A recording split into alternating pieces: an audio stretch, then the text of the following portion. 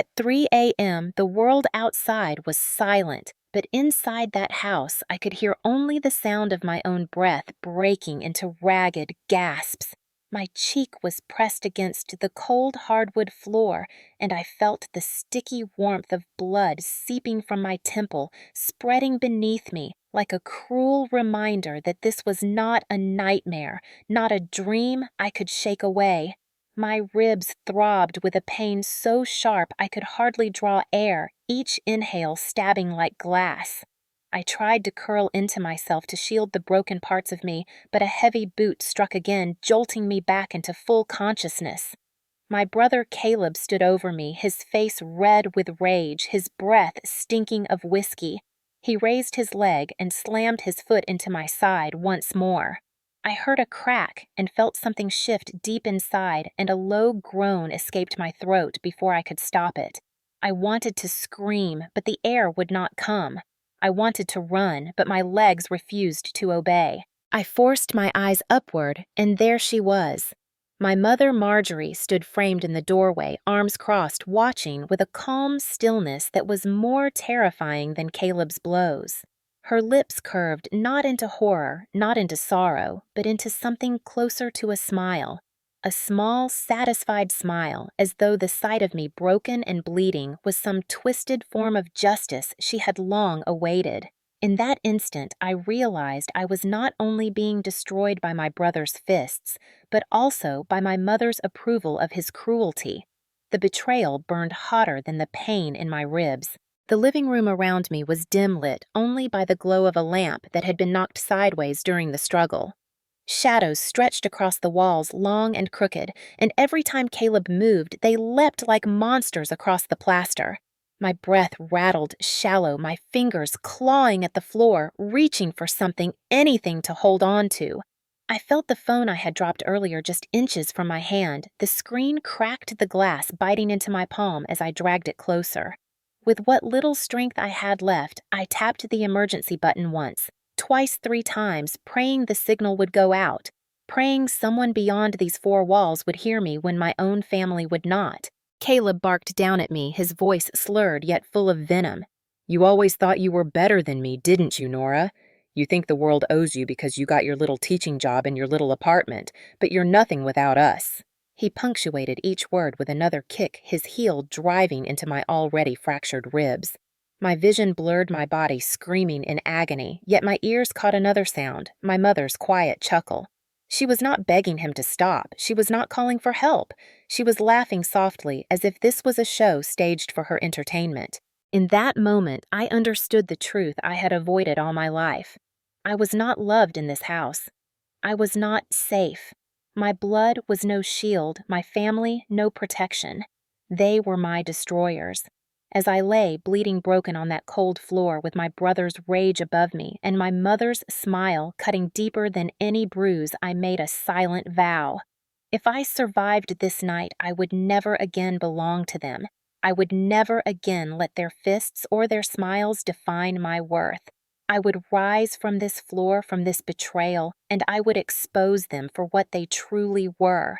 The world would see. Justice would come. But first, I had to survive the night. My story did not begin at 3 in the morning on that broken floor. It began decades earlier in a small Ohio town where the air always smelled faintly of cornfields and diesel, where the houses all looked the same, but the lives inside them were anything but. I was 10 years old when my father died in a car accident. One phone call in the middle of the night split my world in half. My mother Marjorie never forgave the universe for taking him away, but instead of mourning, she hardened. The woman who once braided my hair before school and tucked handwritten notes into my lunchbox grew sharp edges, her words cutting like glass. She poured all her sorrow and her rage into one decision: protect Caleb, my older brother, at any cost. Caleb was 2 years older than me and already had the makings of a tyrant. Even as children, he was bigger, louder, meaner. He shoved me against walls when no one was looking. He snapped my toys in half. He mocked the tears that slid down my cheeks. And whenever I tried to tell Marjorie, she would wave me off. He's a boy, she would say. Boys get angry. You'll toughen up. The truth was, she never wanted to see fault in him. She clung to him as though he was the last piece of my father she still possessed. If Caleb shouted, she silenced me. If Caleb broke, she blamed me. I learned early that silence was safer than speaking. I swallowed down the bruises, the scraped knees, the broken crayons. I pretended not to hear Caleb call me worthless, not to feel the sting when he stole the allowance I had carefully saved. Marjorie saw everything but chose blindness. Her loyalty was his shield, and I was left defenseless in the home that should have been my sanctuary. When other kids at school talked about family dinners or weekend outings, I smiled politely, never explaining that most of my meals were eaten alone, that the only family outings we had were tense trips to the grocery store where Caleb demanded candy and Mother bought it for him while scolding me for asking for anything at all. Our house was not a place of warmth. It was a place of hierarchy. At the top sat Marjorie and Caleb, locked in a twisted dance of favoritism and entitlement. At the bottom was me, the scapegoat, the invisible child expected to endure. I remember one night in particular, long before the attack that would nearly end me. Caleb had hit me hard across the face for refusing to give him my homework. My cheek burned, my eyes filled with tears, and when I ran to Marjorie, she looked at me with cold irritation. "Stop being dramatic, Nora," she said. "You probably provoked him." Her words crushed me more than Caleb's slap ever could. That night, I lay awake in bed, staring at the ceiling, realizing that in my mother's eyes, I was never the daughter worth protecting. These were the roots of the betrayal that bloomed years later. Violence did not appear suddenly in our family. It was nurtured, watered by silence and denial, grown strong under the roof where love should have lived. And though I would grow older, move away, and try to build a life of my own, the ghost of that childhood clung to me, waiting for the moment to drag me back into its grip. As I moved into my teenage years, the cracks in my relationship with Marjorie widened into canyons. She had perfected the art of control long before I was old enough to recognize it. Her weapon was not always her voice raised in anger, but her voice lowered in disappointment. With a sigh, a shake of her head, she could make me feel smaller than dust. When I earned good grades, she told me I was showing off. When I cleaned the house, she inspected corners with a finger, then reminded me how poorly I measured up to Caleb. When I dared to dream of college, she laughed softly, saying, "You'll never survive without family." Her gaslighting was relentless, threading itself into every corner of my existence. If I cried after Caleb struck me, she told me I was too sensitive. If I protested when he stole from me, she said, "Don't exaggerate, he only borrows." If I tried to stand up for myself, she whispered, "You'll regret this. Nora, you always do." Slowly, I began to doubt my own memory, my own judgment. I started to wonder if maybe I was overreacting, if maybe I was the problem after all. That is how toxic mothers work. They turn their children into prisoners inside their own minds. Money became another chain. After my father's death, she controlled every dollar that came into the house, reminding us that she sacrificed everything to keep us clothed and fed. Caleb never had to ask. His requests were met with indulgence, no matter how reckless. But when I needed a pair of shoes for gym class, she made me beg, made me feel guilty for costing her more. She loved to remind me, if it weren't for me, you'd be on the street. That phrase haunted me, shaping every decision I made, every hesitation to reach for something better. It wasn't just the money, it was the emotional leash. She criticized the friends I tried to make, saying they were beneath me, or worse, that they thought they were better than me. If I tried to date, she found ways to sabotage answering calls with sharpness, or feeding Caleb ammunition to taunt me. Every attempt I made at carving out a piece of independence was met with sabotage disguised as concern. "You don't know what you're doing," she would say. "You'll end up alone." And sometimes she added the cruelest dagger. "Maybe you should be grateful Caleb looks out for you." The truth was, she had raised Caleb to believe he was entitled to everything, including me. He strutted through life with the assurance that no matter what he did, she would stand behind him. And she did. When he failed classes, she blamed the teachers. When he quit jobs, she blamed the bosses. When he hit me, she blamed me.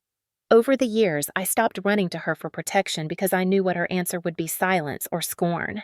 This was not a mother who nurtured. This was a mother who manipulated. Her love was conditional, twisted, used as a leash to pull me back whenever I tried to step out of line. She built Caleb into a monster and me into a shadow, and she wore her role with pride. What I didn't understand back then was that her approval of Caleb's cruelty would one day become more dangerous than his fists. It would become the smile that haunted me at 3 in the morning, the smile of a mother who believed her daughter deserved to bleed. When I turned 22 and finally walked across that stage to receive my college diploma, I thought I was free. The applause from strangers filled the stadium, and for one fleeting moment, I believed the chains of my childhood had snapped. I rented a small one-bedroom apartment with beige walls and thin carpets, hardly more than a box, but to me it was a palace. I bought a second-hand couch, a chipped kitchen table, and framed pictures of sunflowers to brighten the corners. For the first time, I had a space that was mine, where no one could slam doors or laugh at my tears. Or so I believed. Marjorie and Caleb were never far away. My mother called daily, sometimes under the guise of care, other times with a sharper edge. She always knew how to twist the knife. "Have you eaten, Nora? Don't skip meals.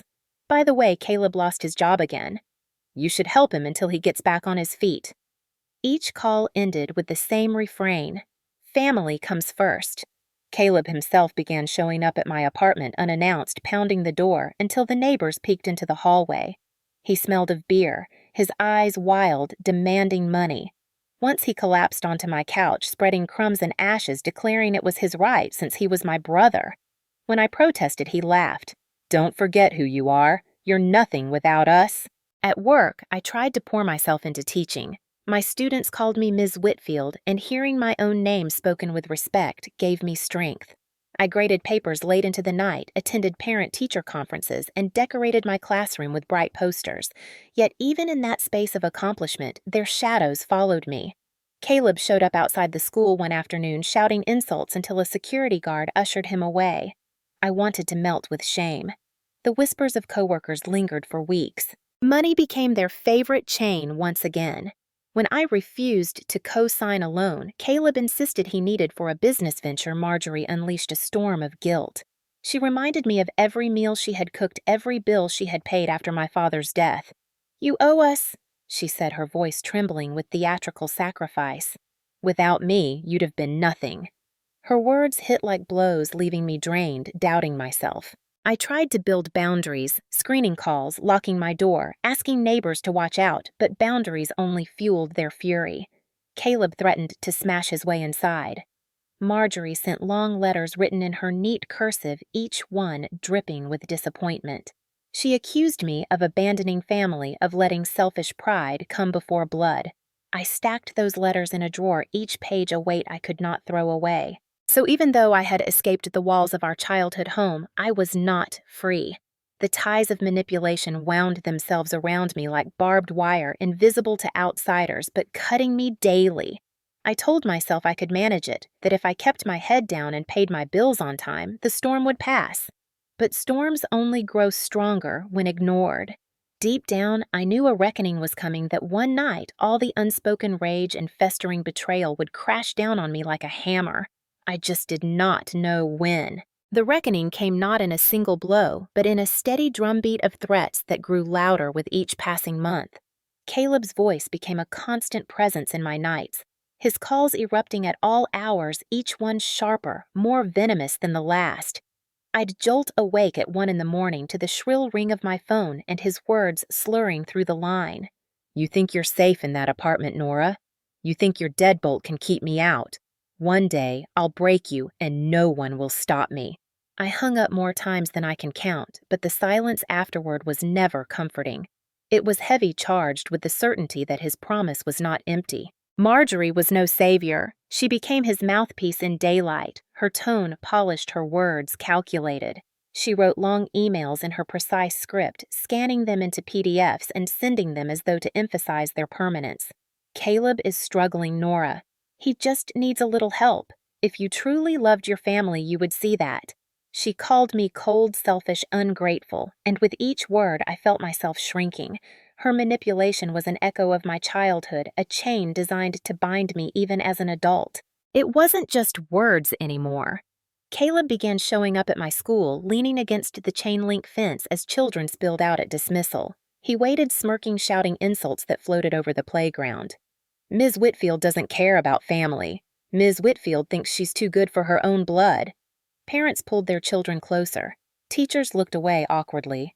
I smiled through it all, pretending I didn't hear, but my insides twisted with humiliation. I wanted to disappear. My neighbors, too, became unwilling witnesses. Caleb would arrive drunk at my apartment complex, pounding on the door, shouting my name until lights flicked on in windows above. Once he kicked at the door so hard, the frame cracked. I called the police, but by the time they arrived, he was gone, leaving behind the stench of beer and a trail of ashes from the cigarette he had stubbed out on my welcome mat. The officers shrugged, telling me to file a report, their voices heavy with routine, as if this kind of terror was too common to take seriously. The gaslighting from Marjorie reached new heights. She called one night after Caleb's rampage, her voice cool. "You know your brother loves you, Nora. He's just under pressure. You must have provoked him somehow." I stared at the phone, trembling, unable to believe she could twist violence into affection. But she always could. She had mastered that skill decades earlier. I tried to strengthen my boundaries. I bought new locks. I installed a security camera. I gave a spare key to a trusted colleague in case of emergency. But each precaution only seemed to fuel Caleb's rage. He taunted me in voicemails. "You think your gadgets will save you? You'll always be mine to crush." His words clung to me even in the classroom, even as I stood before rows of students, chalk in hand. I caught myself glancing at the door, too often waiting for him to appear. My heart racing when it opened, even if it was just the janitor. The tension in my life became unbearable, like a violin string pulled so tight it threatened to snap. I stopped sleeping. I stopped eating properly. I went through the motions of my days, a ghost of the woman I had once been, consumed by the dread of what was surely coming. Somewhere, deep down, I knew it was only a matter of time before Caleb's threats spilled over into something I could not walk away from. I didn't realize then that the night he chose would be orchestrated by the very person who should have protected me most, our mother. It was a Thursday evening when the call came ordinary at first, like so many others, until her tone shifted. Marjorie's voice carried a strange softness I hadn't heard in years, almost like the mother I remembered before my father's death. "Nora," she said, "we need to talk. It's about the family. Come home this weekend." For a moment, I hesitated the word home, tasting bitter. That house hadn't been my home for years, only a prison I had fled. But something in her voice tugged at me, a mix of guilt and obligation she knew I couldn't shake. Against my better judgment, I agreed. When I pulled into the cracked driveway 2 nights later, the sight of the house made my stomach twist. The shutters hung crooked paint peeled from the siding, and weeds choked the garden where my father once grew tomatoes. The porch light flickered weakly, casting shadows that made the house look more like a haunted relic than a place of comfort. I sat in the car for a full minute, gripping the steering wheel, telling myself I could turn around, that I didn't owe them anything. But then I heard my father's voice in my memory, the gentle way he once told me to take care of my mother, and I forced myself out of the car. Inside, the air was heavy with the sour stench of spilled alcohol. Caleb was sprawled on the couch, a half-empty bottle dangling from his hand, his eyes glassy. He smirked when he saw me, the kind of smirk that promised danger. "Look who finally decided to crawl back," he sneered. Marjorie stood in the kitchen doorway, her arms folded. She didn't scold him, didn't even glance at the bottle. Instead, she looked at me, her lips tightening into a line that was neither welcome nor warning, just cold calculation. We sat at the dining table where so many childhood meals had ended in arguments. The wood was scratched-stained, a mirror of what our family had become. Marjorie started talking about responsibility, about how Caleb was struggling, how I had turned my back on them. "Family comes first," she repeated like a chant. I tried to hold my ground, explaining that I had my own life, my own bills, that I couldn't keep bailing him out. But she leaned forward, her eyes sharp as glass. "Without us, you are nothing, Nora. You will come to regret this." Caleb snorted, raising his bottle in mock salute. "She's already regretting it, Mom. Look at her. Weak as ever." His words hit like blows, yet what chilled me most was Marjorie's silence, her tacit agreement. It was clear I hadn't been summoned for reconciliation. I had been summoned to be broken down, reminded of my place in their twisted hierarchy. That night, I lay in the old guest room, staring at the ceiling where water stains spread like dark continents. The house creaked with familiar menace, every sound a reminder of what I had endured there. My heart pounded as I listened to Caleb stumbling through the hallway, muttering curses. Sleep never came, only dread. I felt like prey trapped in a cage, and I knew with a sinking certainty that this was not a simple visit. Something darker waited just beyond the night, and it would strike when I was most defenseless. The clock on the nightstand glowed a dim 3A.M. when the first crash shattered the silence. My eyes flew open, heart-hammering against my ribs. At first, I thought it was a dream, but then came the second crash louder, followed by the unmistakable splinter of wood giving way. The door to the guest room shook in its frame. I bolted upright, pain shooting through my chest with the sudden movement. Caleb's voice thundered from the hallway, raw with alcohol and rage. "Open up, Nora! You think you can just walk away from us? You think you're better than me?" The knob rattled violently, then the pounding began, each slam sending vibrations through the walls, through my bones. I scrambled off the bed, searching for something to barricade the door, but the flimsy nightstand was no match for his fury. With one final kick, the door burst open, slamming against the wall. He stood there, swaying slightly, bottle still clutched in one hand, his face twisted into something almost inhuman. His eyes were bloodshot, his jaw clenched so tight the muscles quivered. Behind him, at the end of the hallway, I saw Marjorie's silhouette. She made no move to intervene. She just stood there, her posture relaxed as if she were watching a scene she had rehearsed 100 times in her mind. Caleb lunged, grabbing my arm, yanking me so hard I stumbled and hit the floor. Pain seared through my side, but before I could even inhale, he brought his boot down into my ribs. The sound was sickening, a crack that echoed in the small room. I gasped, clutching my side, but he kicked again and again until I could no longer distinguish one burst of agony from the next. I tasted blood, metallic and bitter, filling my mouth. I looked up at Marjorie, desperate, pleading with my eyes for mercy. For a flicker of a second, I thought I saw something hesitation, maybe, but then her lips curved upward into a smile. A slow, deliberate smile that froze my veins. She nodded once, almost imperceptibly, and Caleb's kicks grew harder as though fueled by her silent approval. I clawed at the floor nails, scraping uselessly against the wood. My hand brushed against the phone I had set on the nightstand earlier. It had fallen, the screen cracked, but it still glowed faintly. With trembling fingers, I dragged it closer, shielding it from Caleb's view with my body. Summoning every shred of will, I tapped the SOS button once, twice, 3 times. The tiny chime was drowned out by Caleb's curses, but I prayed the signal had gone through, that somewhere out there help was coming. "You always thought you were smarter, didn't you?" "Nora." Caleb spat spittle flying from his lips. "You think your little degree makes you better. You're nothing. You're mine to crush." His words were punctuated with another kick that drove the air from my lungs. I gasped, choking tears blurring my vision. The room tilted, spinning in and out of focus. Shadows danced crazily on the walls as the broken lamp flickered. My body screamed with every movement, but worse than the physical pain was the searing betrayal in my mother's eyes, the satisfaction etched on her face as she watched her children reenact a cruelty she had orchestrated since we were young. Somewhere in the haze, I made a vow. If I survived this night, if I could somehow crawl out of this pool of blood and betrayal, I would never again be silent. I would never again carry their secrets like chains. The world would see them for what they truly were. Justice would find us, and it would not smile. The last thing I remember before darkness swallowed me was Caleb's boot rising again, and Marjorie's quiet chuckle drifting through the doorway as if the sight of me crumpled on the floor was the punchline of a joke only she understood. The first thing I felt was the sterile chill of hospital sheets against my skin. The second was the ache, deep, relentless, radiating from my ribs, my shoulder, my head. It was the kind of pain that made me wonder if I was still alive, or if this was some limbo where agony never ceased. I forced my eyes open, blinking against the harsh fluorescent light, and the white ceiling came into focus. A monitor beeped steadily beside me, each sound confirming that my body, though battered, still clung to life. A nurse leaned over me, her expression soft yet cautious. "You're awake," she whispered. "You're safe now." But the word safe rang hollow.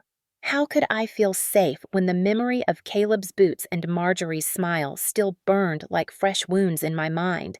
I tried to speak, but my throat was raw, my lips cracked.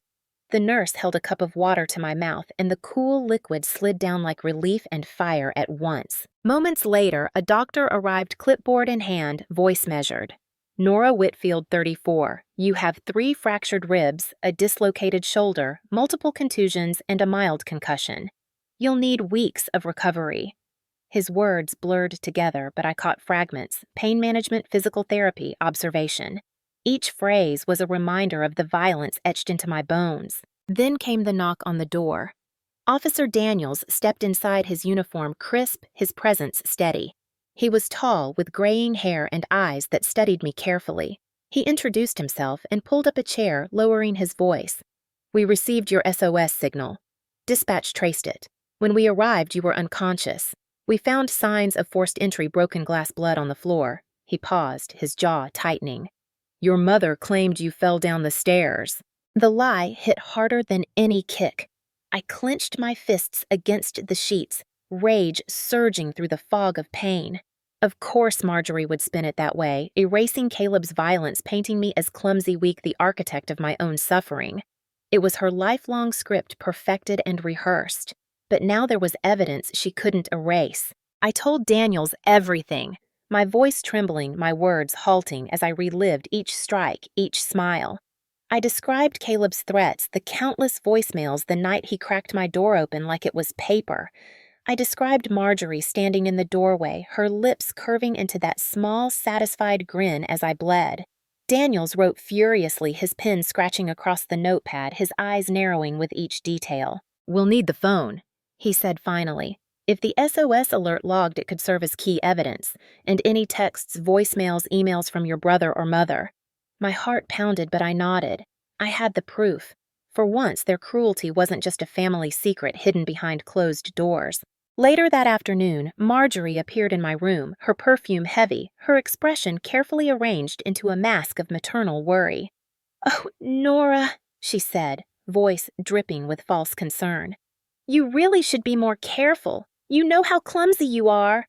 Her eyes darted toward the officer standing by the door, then back to me, daring me to contradict her. I stared at her, my ribs screaming, my shoulder throbbing, and I realized something vital. Her lies no longer had the power they once did. This time I wasn't alone. This time the world was watching. The days that followed blurred into a haze of painkillers, doctor visits, and sleepless nights.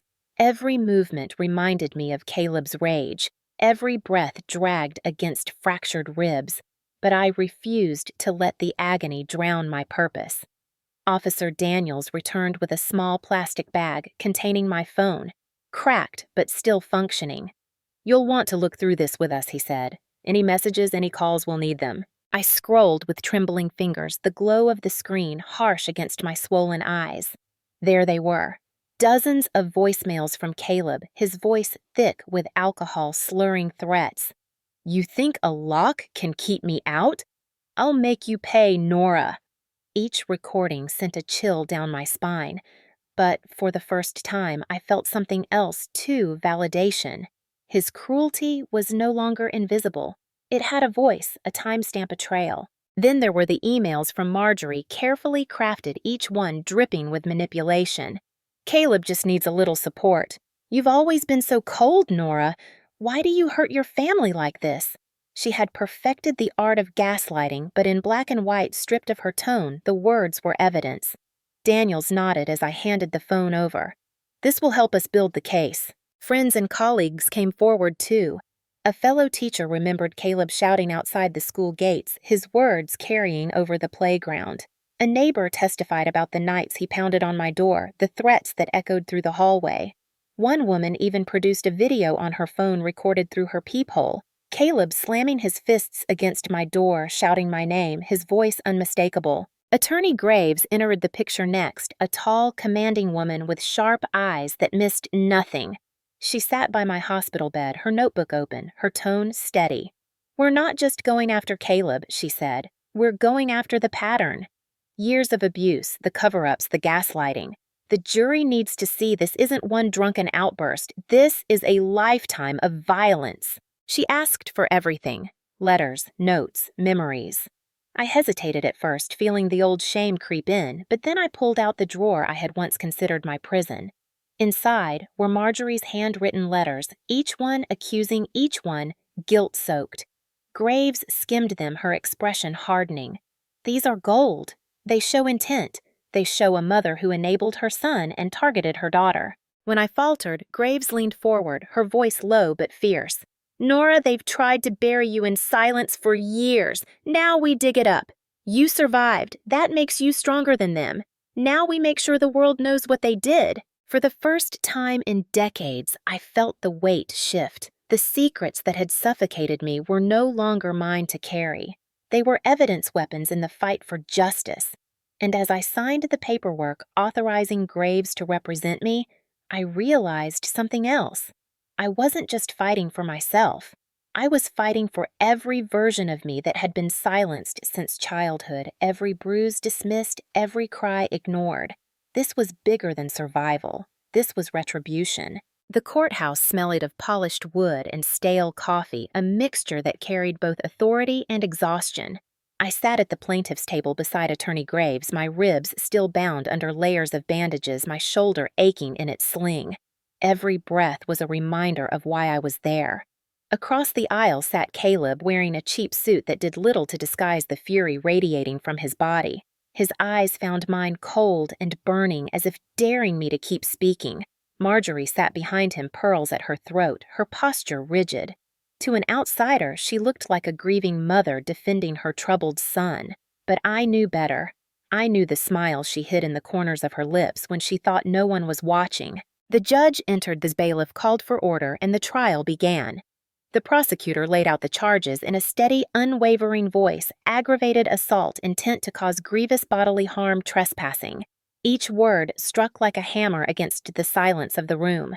Caleb shifted in his chair, smirking at the jury, as though the entire proceeding was beneath him. Attorney Graves rose, her voice slicing through the air. She painted a picture of my childhood, of the years of gaslighting, the decades of enabling the endless cycle of abuse. She spoke not with pity, but with fire, her words weaving my story into something undeniable. She held up photographs of my bruised ribs, the x-rays showing fractures, the medical reports detailing trauma. The jurors leaned forward, their expressions darkening as the evidence piled up. Then came the recordings. The first voicemail echoed through the speakers. Caleb's voice slurred and venomous. "You think your lock will stop me? I'll break you, Nora. You're nothing." A second followed, louder, angrier, ending with the crash of glass. The jurors exchanged glances, the weight of his threats sinking in. Caleb shifted uncomfortably, now his smirk faltering. Next came the witnesses. My colleague from the school testified about the day Caleb shouted insults outside the playground, his words carrying to children and parents alike. A neighbor described the nights of pounding on my door, the hallway echoing with rage. Another neighbor played the peephole video, Caleb's fists slamming against wood, his voice unmistakable. The sound filled the courtroom, undeniable and damning. Marjorie was called to the stand. She walked with deliberate grace, her expression carefully composed. Under oath, she spun her narrative. She claimed I had always been clumsy, prone to accidents. She said I must have fallen, that Caleb was simply trying to help. Her voice trembled at all the right moments, her hands clasped as though in prayer. For a moment, I saw some jurors soften the mask of a mother's sorrow, tugging at their empathy. But Graves was ready. She approached slowly, holding one of the letters Marjorie had written me. "Mrs. Whitfield," she began, her voice calm but edged with steel. "Did you write this?" Marjorie squinted, hesitated, then nodded. Graves read aloud. "Without us, you are nothing. You will regret this." The words hung in the air, heavy and cold. The jury stiffened. Graves produced another letter, another email, each one dripping with manipulation, each one eroding the facade of maternal concern. Marjorie's composure cracked. She stumbled over her answers, contradicting herself, her eyes flashing with the anger she had tried to hide. When Graves pressed about the night of the attack, Marjorie faltered again. I didn't see much," she stammered. But Graves reminded her of her initial statement to police that I had fallen down the stairs. "So, which is it?" Graves asked, her voice cutting through the tension. "Did you see nothing, or did you see her fall?" Silence stretched thick and damning. The prosecutor rested the case with one final piece, the SOS log from my phone. The timestamp glowed on the large screen, 3:02 a.m. The call for help had gone out while Caleb's boots broke my ribs while my mother smiled. The jury's eyes hardened. Caleb was given the chance to testify. Against the advice of his lawyer, he took the stand, leaning forward, sneering. He claimed I provoked him, that I had always antagonized him, but under cross-examination his temper flared. "She deserved it," he shouted, slamming his fist on the railing. Gasps rippled through the courtroom. The judge banged the gavel, demanding order, but the damage was done. The jury had seen his mask slip, had heard the venom in his own words. When closing arguments came, Graves's voice was steady, her eyes fierce. "This case is not about one night," she told the jury. "It is about a lifetime of abuse, a family that turned a blind eye, a brother who became a weapon, and a mother who wielded him. Nora Whitfield has survived, but survival is not enough. Justice demands more." As the jury filed out to deliberate, my heart pounded in my chest. I glanced at Caleb, his jaw clenched, his fists balled. I glanced at Marjorie, her mask shattered, her eyes burning with rage. Not sorrow. For the first time in my life, I did not look away.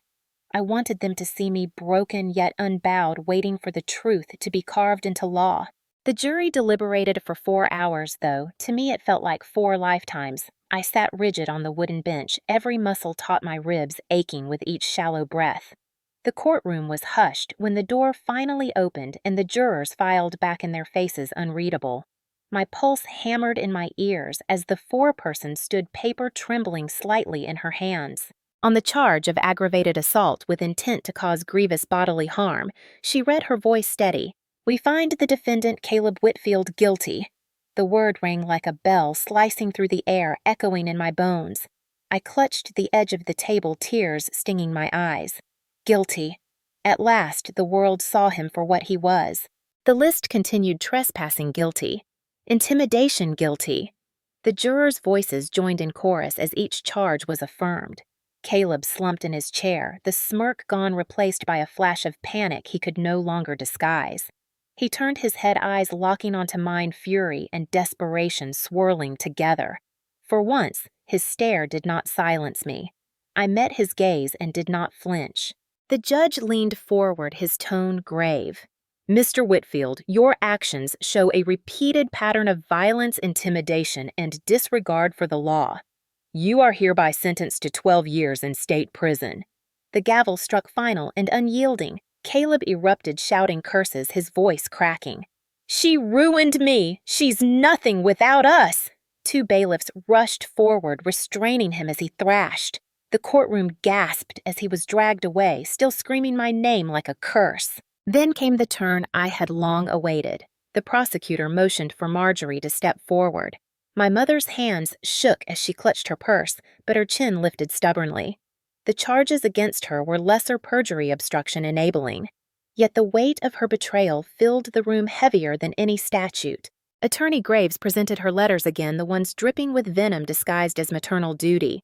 "Without us, you are nothing. You will regret this." She read them aloud, her voice sharp. The words echoed undeniable, stripping away the mask Marjorie had worn for decades. The judge spoke with measured finality. "Mrs. Whitfield, you chose to enable violence to shield your son while condemning your daughter. This court cannot ignore your complicity. You are hereby sentenced to 2 years of probation, mandatory counseling, and permanent removal from control of family finances." Marjorie's face crumbled, not with remorse, but with rage. Her pearls rattled as she shook her head, muttering, "This isn't justice. This is betrayal." The irony was bitter, almost laughable. She had betrayed me my whole life, and now the word turned back on her like a blade. When the session adjourned, I stepped outside the courthouse into the crisp autumn air. Reporters clustered, microphones flashing, but I kept walking, the words "guilty" and "sentenced" replaying in my mind. I breathed deeply, the ache in my ribs, a reminder of the road behind me. For the first time in decades, the air tasted clean. Caleb was led away in shackles, his future sealed behind prison walls. Marjorie walked out, a ghost of herself, stripped of her control, her reputation shattered in the eyes of the community. She would return to a house that no longer shielded her a life narrowed to probation meetings and whispers from neighbors. Their downfall was not just legal, but public, and that was its own justice. As for me, I stood at the top of the courthouse steps, the sun breaking through gray clouds warming my face. I was bruised, scarred, still healing, but I was no longer silenced. The verdict was not just theirs, it was mine. A declaration that I was more than their scapegoat, more than their victim. I was free. Freedom did not come all at once. It came in small, fragile steps, like learning how to breathe again after being underwater for too long. In the weeks following the verdict, I moved out of my apartment near the old neighborhood and rented a modest place in a city where no one knew the Whitfield name. The first night I slept there, the silence was pure, not weighted with dread. I woke up without checking the locks 3 times, without glancing at shadows in the hallway, and I realized that safety was not just a dream, it was a choice I had finally been allowed to make. Recovery was slow. Physical therapy stretched my body back into movement, each session painful but necessary. My ribs knitted my shoulder, regained strength, though the scars on my skin and memory would never fully vanish. At times, I would wake in the middle of the night, the phantom sound of Caleb's boots echoing in my mind, or Marjorie's smile flashing in the dark. But instead of curling into fear, I began writing. Page after page, I poured out my story, the years of silence unraveling into words. What had once been my private shame became my testimony. I started attending meetings for survivors of domestic violence. At first, I sat in the back, listening to others, their voices trembling, but brave. Slowly, I began to speak. When I described the night at 3 a.m., the gasps in the room told me I was not alone. When I confessed the betrayal of a mother's smile, heads nodded, tears fell. The sisterhood I found there stitched together the wounds my family had carved. Their strength became mine, and my strength fed theirs. Out of those meetings grew an idea, a vision I could not ignore. With the settlement funds and donations from allies, I founded Phoenix House, a center for women clawing their way out of the ashes of toxic families. We offered counseling, legal resources, safe housing. I walked through the doors each morning and saw lives being rebuilt, the flames of abuse replaced with the light of resilience. The name fit perfectly. We were women reborn, wings unfurling where scars once lived. My story spread beyond the shelter. Local news ran features about the trial about Phoenix House, about the teacher who had faced down her own family and lived to tell it. I began receiving letters from across the state, women and men alike, sharing their own tales of betrayal and survival. Some were decades older than me, carrying wounds hidden for 50 years. Others were just beginning to realize they could leave. Each letter reminded me that my pain had not been wasted. It had become a lifeline for someone else. And what of Marjorie? She returned to the decaying family home, stripped of her authority, her finances monitored by the court. Neighbors whispered, church members looked away, and the woman who once held power over every corner of my life found herself isolated. Caleb's prison sentence severed the last illusion of control she clung to. I did not rejoice in her downfall, but neither did I grieve. It was simply the consequence of a lifetime of choices. Now, when I stand before audiences at community centers, at shelters, even at colleges, I tell my story not as a tragedy, but as a testimony. I describe the broken ribs, the SOS call, the smile that betrayed me. I describe the gavel that declared guilty, the birth of Phoenix House, the laughter of survivors who once thought they'd never smile again. And I always end with the same words: family is not defined by blood. Family is defined by who protects you, who lifts you when you fall. To everyone watching this, especially those who have carried silent wounds for too long, I say this: you are not alone. Justice may be slow, healing may feel impossible, but both are within reach. I am living proof. Tell me where you are watching from tonight. Share your thoughts in the comments. And if you believe in stories of survival and justice, subscribe so that more people can find hope. Together, we are stronger than any chain, louder than any silence, and brighter than any shadow cast by betrayal.